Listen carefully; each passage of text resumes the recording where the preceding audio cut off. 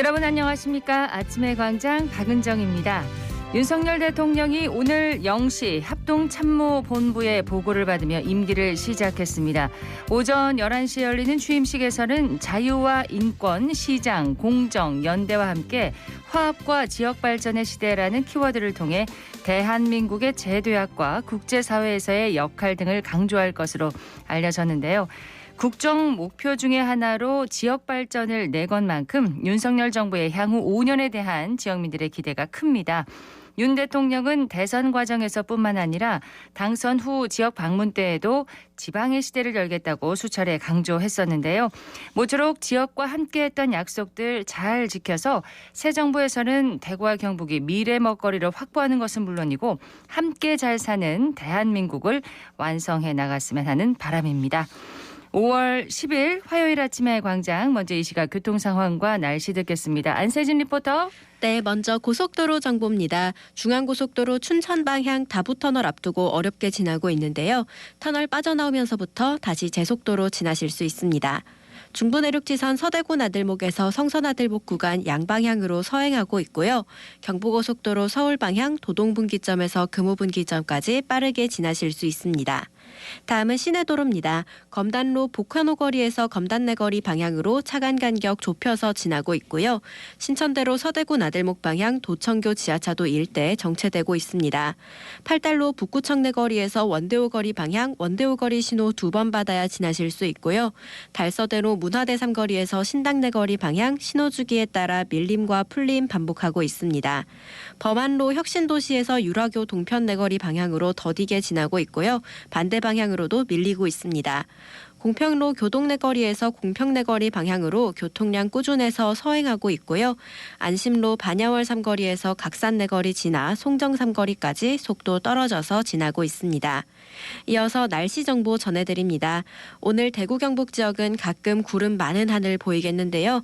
내일까지 내륙을 중심으로 낮과 밤의 기온차가 15도 안팎으로 크게 벌어지겠습니다. 건강관리에 유의해 주셔야겠고요.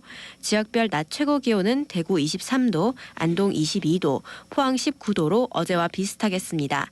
대기 확산이 원활해서 미세먼지 농도는 좋음 수준 보이고 있고요. 대구 현재 기온은 12.4도, 습도는 64%입니다. 지금까지 안세진이었습니다. 지역 시사정보 프로그램의 중심, KBS 대구 제1라디오 아침의 광장을 듣고 계십니다. 화요일 아침의 광장 함께하고 계십니다. 8시 33분 방금 지났습니다. 자, 오늘 아침 지역의 주요 뉴스부터 살펴봅니다. 뉴스민의 천영길 기자, 영남일보 최미애 기자 함께합니다. 두 분 어서 오세요. 안녕하십니까. 예, 첫 소식 듣겠습니다. 네, 이번 주 6일 지방선거 후보자 등록일입니다. 이에 따라서 각 정당들의 공천도 거의 다 마무리가 됐는데요. 이 국민의힘 대구 경북 기초단체장 공천자 모두 이 전원이 남성인 것으로 나타났습니다. 여성이 한 명도 없습니다. 네, 여성이 한 명도 없습니다. 이 4년 전인 2018년 지방선거 대비해서 평균 연령도 전체적으로 또 증가했고 여성 공천자가 전무한 상황은 이 4년 전과 같습니다. 네. 이 공천자의 평균 연령을 분석해 보면 대구는 59.1세, 이 경북은 60.6세로 확인이 됐습니다. 이 가장 어린 공천자가 대구 달성군수 최재훈 후보로 올해 만 40세고요. 이 최고령은 올해 만 70세인 상주의 신현일 후보였습니다. 이 대구는 지방선거보다 4년 전보다는 0.9세가 감소했는데 이 최재훈 후보가 평균 연령을 대폭 낮춘 이 착시 효과다라고 하는 분석이 나오고 있습니다. 이 경북에서는 민선 1기 이래 국민의힘 소속 여성 공천자가 8회 연속 전무하고요. 이 대구에서도 민선 4기에서 6기 중구청장을 지낸 윤순영 전 청장을 제외하면 여성 공천자가 한 명도 없었습니다. 민주당 역시 여성 공천자가 대구 경북 31개 기초단체장 가운데 이 달성군의 전유진 후보 한 명이 유일했습니다. 네. 그나마 광역단체장, 광역교육감 후보는 여성 후보들이 한 명씩은 이 포진해 있는데요. 민주당은 도지사 후보로 임미애 도의원을 공천했고 이 대구시장 후보로는 이 정의당에서 한민정 시당위원장이 출마를 했습니다. 이 대구교육감 선거에도 강은희 현 교육감이 재선 도전에 나서고 경북교육감 선거에도 마숙자 예비 후보가 이제 또 출마할 예정입니다. 네. 여성들이 정치에 좀 많이 참여를 해야 되는데요. 그렇습니다. 이 예. 결과를 보면 지금 기초자치단체장 정당 공천이 있는 경우에 여성 공천자가 없거든요. 예. 이 반면에 교육감 선거는 대구와 경북 모두 여성 후보가 있습니다. 예. 이거는 정당이 조금 더 노력을 해야 되지 않나라고 하는 부분으로 좀 해석할 수 있겠습니다. 그렇습니다. 다음 소식 듣겠습니다. 네, 강은희 현 대구시 교육감의 무투표 당선 가능성이 제기된 대구시 교육감 선거가 2파전으로 치러질 것으로 전망됩니다. 정교조 대구지부 등에 따르면 엄창옥 경북대 경제통상학부 교수가 교육감 선거 출마를 결정했는데요. 엄 교수는 정신대 할머니를 위한 시민모임 이사와 전태일 친구들 이사, 대구 참여연대 공동대표를 역임했습니다. 앞서 지난 3일 대구 지역 교육계 관계자와 시민단체 등은 교육감 선거와 관련된 토론회를 가졌는데요. 네. 이 자리에서 교육계와 시민단체는 대구 시민들에게 강은희 대구시 교육감의 4년을 평가하고 선택할 기회를 제공하기 위해 엄 교수를 교육감 선거 시민 후보로 추대하기로 결정했습니다. 시민 후보. 네, 맞습니다. 네, 엄 교수 측은 오는 11일 출마를 공식화하는 기자회견을 열고 구체적인 생각을 밝힐 예정인데요. 강은희 교육감도 같은 날 기자회견을 통해 재선 도전 의사를 밝히기로 했습니다. 네. 대구 시민들이 대구시 교육감 선거에 투표를 할 수 있게 되는 거네요. 맞습니다. 네. 예. 다음 소식 듣겠습니다. 네, 낙동강 농작물에서 이 독성 물질이 마이크로시스틴이 발견된 것과 관련해서 이 시민단체가 대구시교육청에 대책을 촉구하고 나섰습니다. 25개 시민사회단체, 정당이 모인 낙동강 녹조 문제 해결을 위한 대구 공동대책위원회가 어제 대구교육청 앞에서 기자회견을 열고 이 강은희 대구시 교육감을 규탄한다면서 이 녹조물로 재배된 낙동강 농작물에 대해서 교육청이 대책을 마련하라 요구를 했습니다. 예. 이 공대위는 낙동강 4대강 보가 들어선 다음에 매년 낙동강에서 녹조가 피고 있고 이 물로 키운 농작물에서 이 바람과 이 생식 동성 물질 마이크로시스틴이 검출됐다는 발표가 나온 지 2달이 넘었음에도 불구하고 이 대구시 교육청이 급식 안전과 관련해서 어떤 대책도 내놓고 있지 않다라고 비판을 했습니다. 네. 이와 관련해서 시민단체는 학생 급식에 들어가는 이 농작물의 생산되는 농작물을 전면 실태 조사하고 낙동강 물로 재배한 이 농작물 학교 급식을 원천 배제하고 이 녹조 핀 낙동강에서 행해지는 수상 레저 체험 교육 중단 등을 촉구하고 나섰는데요.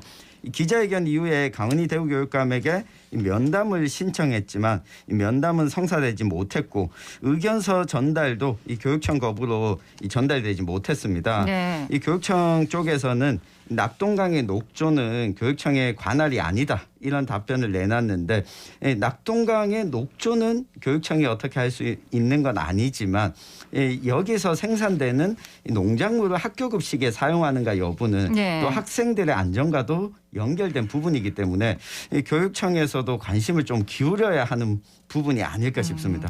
급식에 들어가는 농산물이 낙동강에서 이제 낙동강 물이 이제 네, 낙동강 물로 재배를 한 건지 하다 보니까 이 예. 독성 물질이 검출됐다면 이 농작물에서도 지금 독성 물질이 검출됐다는 이 네. 보도가 나온 지가 지금 2달여가 지났거든요. 그렇죠. 이 부분은 뭐 시민단체의 주장을 전면 수용하지 않더라도 이 교육청 차원에서 좀 검증이라든가 하는 절차를 만드는 것은 좀 고려해 볼 만한 이 가치가 있는 게 아닌가 싶습니다. 실태 조사를 할 수는 있는 거잖아요. 그렇습니다. 예, 예. 특히 학생들의 안전이 걸려 있기 때문이죠. 건강을 위해서요. 예, 소식을 하나 더 듣겠습니다. 네, 김호수 검찰총장이 사퇴한 가운데 새 정부 검찰총장으로 김우곤 대구지검장이 거론되고 있어 관심을 모으고 있습니다. 신임 검찰총장은 검찰 수사권 완전 박탈, 이른바 검수완박 체제에서 임기를 시작해야 되는데요. 이에 좁아진 검찰의 입지를 다지고 혼란스러운 검찰 내부를 다잡을 수 있는 인물이 낙점될 것으로 예상됩니다. 예. 김지검장은 검수완박 법안의 문제점을 앞장서 알린 인물인데요. 김지검장은 지난달 8일 전국 지검 중 처음으로 대구지검 본청 및 산하 8개 지청의 검사 과장 이상 전 구성원 150명을 대상으로 실시간 긴급 화상회의를 여는 등 적극적으로 검수완박 반대 의견을 피력했습니다. 네, 김지검장 외에는 또 누가 하마평에 오르고 있나요? 네, 김지검장 외에는 이두봉 인천지검장과 박찬호 광주지검장, 이원석 제주지검장 등도 하마평에 오르내리고 있습니다. 예, 지역 소식 여기까지 듣고요. 이슈 토크로 넘어가도록 하겠습니다. 오늘 짚어볼 이슈는 뭔가요? 네, 오늘 윤석열 정부가 새로 출범하는 날입니다. 이 국정 목표 중에 하나로 대한민국 어디서나 살기 좋은 지방시대를 또 선정을 했습니다. 네. 지역 균형 발전 정책에 거는 기대감도 높은데요. 문재인 정부의 5년 동안 지역 균형 발전 정책의 이 성과와 한계를 한번 돌아보고 향후 5년간 과제를 한번 짚어보겠습니다. 네, 연방제 수준의 강력한 지방 분권을 국정과제로 내세웠던 문재인 정권이었는데 결과적으로는 균형 발전과 관련해 실망과 또 비판의 목소리가 높습니다. 네, 문재인 전 대통령은 지난달 25일 마지막 기자간담회에서 균형 발전과 관련해 지방자치법 전면 개정을 통한 자치분권 대폭 강화와 지방 1괄 2양법을 통한 국가 사무 지방 2양, 재정분권 확대를 통한 지방재정 강화 등의 노력이 있었다고 강조했는데요. 다만 많은 노력을 기울였지만 수도권 집중의 속도를 조금 늦췄을 뿐 여러 흐름을 되돌리지는 못했다고 밝혔습니다. 아쉬움이 묻어나는 그런 소회네요. 네, 돌이켜보면 지역 균형 발전이 노무현 정부 때 공식적으로 공식화가 됐고 이후에 대부분의 정부들도 지역 균형 발전 정책에 있어서는 이 기조를 유지해 왔습니다. 네. 하지만 이 수도권 집중이 이후에도 계속됐는데요. 특히 11곳의 혁신도시가 조성되면서 이 공공기관이 이전된 것 말고는 이 뚜렷한 성과가 없었습니다. 특히 문재인 정부 들어서서 이와 같은 혁신도시 시즌2 를 기대했는데 예. 한 발짝도 나가지를 못했습니다. 국세와 지방세 비율은 다소 좀 개선이 됐지만 정부가 애초에 목표했던 70대 30 비율에는 여전히 지금 미치지 못한 상황이고요. 정부가 신규 국고 보조 사업과 코로나19 백신 접종 비용을 지방 재원으로 또 충당하게 하면서 예. 지방 재정은 오히려 악화가 됐습니다. 재정 자립도 30% 미만의 지자체 수는 계속 증가해서 현재 200여 개 육박하고 있고요. 그러는 사이에 수도권과 비수도권 간 격차는 더 심각해졌습니다. 그렇습니다. 인구, 지역 내 총생산, 이 취업자 비중 등 거의 모든 지표에서 수도권이 비수도권을 추월했고요.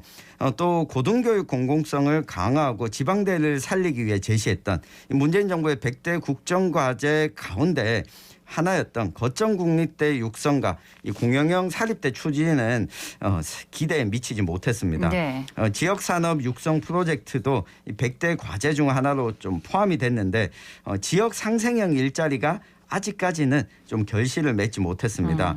다만 농업 분야에 있어서는 이 공익형 직불제를 확대하겠다라고 하는 약속을 좀 지키면서 네. 일정 부분 성과가 있었지만 이 정부 전체 예산에서 농업 예산이 차지하는 비율이 계속 줄어들고 있다는 비판도 나왔습니다. 자, 이렇게 문재인 정권의 균형 발전 정책이 소기의 성과를 거두지 못한 이유는 어디에 있을까요? 네, 지역 균형 발전 정책에 대한 자문을 하는 대통령 직속 국가균형발전위원회가 있는데요.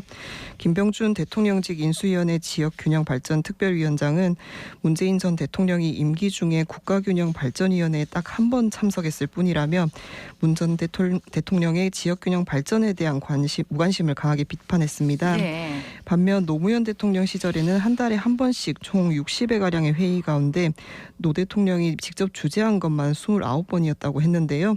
대통령이 회의에서 장관들에게 직접 지시를 하면서 위원회가 정상적으로 역할을 했고 이를 바탕으로 공공기관 이전과 행정수도 이전 등이 성공적으로 추진됐다고 설명했습니다. 그렇군요. 이렇게 이번에 새로 출범한 윤석열 정부 균형 발전에 대한 의지가 이제 강하다고 여러 차례 강조를 했잖아요. 네, 김병준 위원장은 윤석열 정부가 어느 정부보다 이 강한 의지가 있다고 강조를 했습니다. 사상 처음으로 인수위에서부터 지역 균형 발전을 위한 이 특위를 구성한 것만 보더라도 윤 대통령이 높은 관심을 드러내고 있다고 밝혔는데 네. 그러나 현재까지 나온 정책 해법을 보면 뚜렷하게 이전 정부들과 차이가 나는 해법이 많이 보이지는 않습니다. 방법에 있어서도 지금까지와는 좀 다른 균형 발전 정책을 추진하겠다고 밝혔어요. 네, 맞습니다. 역대 정부는 균형 발전 정책을 중앙정부가 지방으로 공공기관들을 옮기고 개발 공약들을 던져주는 식으로 했는데요. 예. 윤석열 정부는 이 같은 방식으로는 균형 발전이 이루어질 수 없다는 사실이 확인됐다고 보고 있습니다. 중앙정부 주도에서 지방자치단체와 지역사회 주도로 전환하고 관중심에서 민간의 자율혁신 체제 강화로 국가 성장 동력을 바꿀 거라고 밝혔습니다.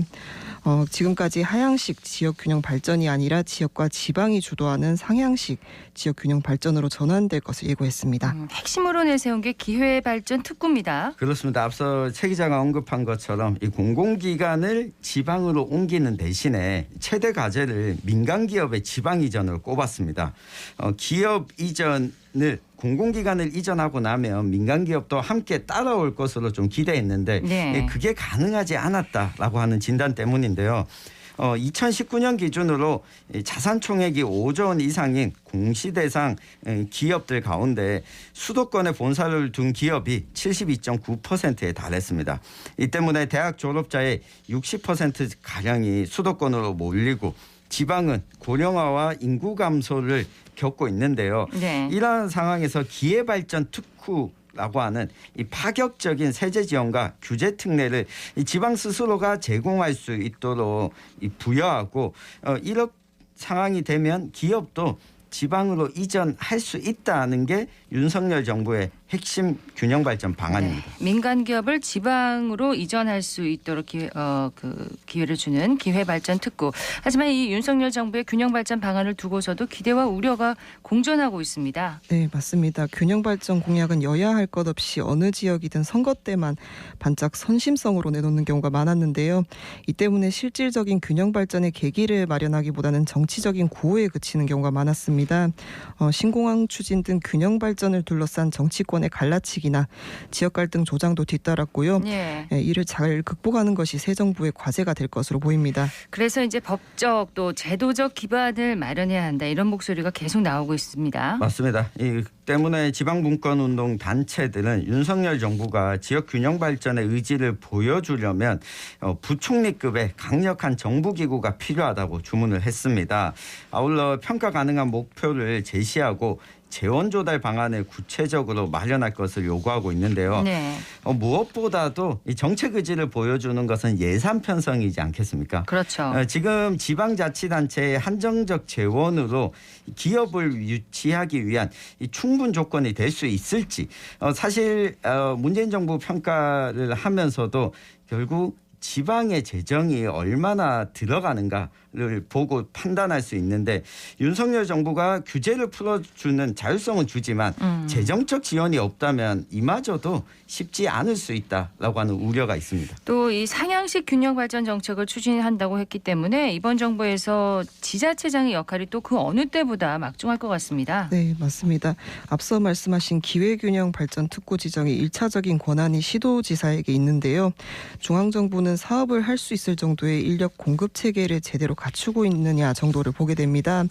예를 들어 기회균형 발전 특구를 지정하는데 이 특구와 관련된 산업에 맞는 인력 양성이 필요하다고 하면 지역 대학에서 연관된 학과를 개설해 인력을 배출하려고 할 텐데요. 그렇죠. 네, 이때 대학이 학과를 개설할 재정적인 여력이 없다면 중앙정부가 대학이 아닌 시도지사에게 대학을 지원할 수 있는 돈을 주게 됩니다.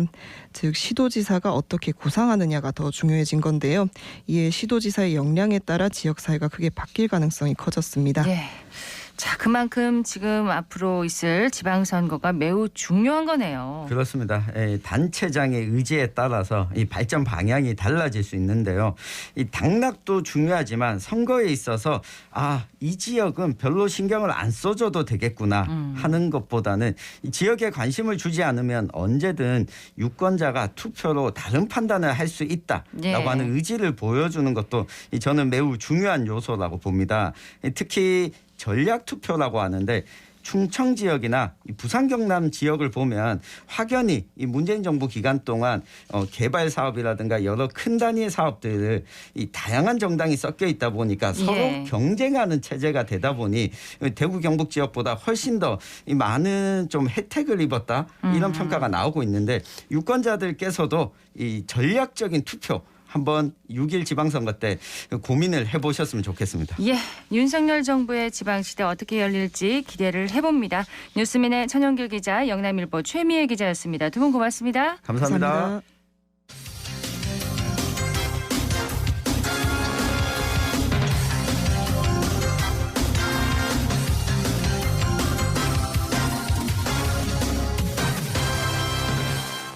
오늘 아침의 광장 함께하고 계십니다. 8시 50분 지났습니다. 질병관리청이 코로나19 유행 후에 성인들의 우울증 비율을 조사했는데요. 유행 전에는 5.7%였는데 지난해 6.7% 그러니까 한 1% 정도 증가했다고 합니다.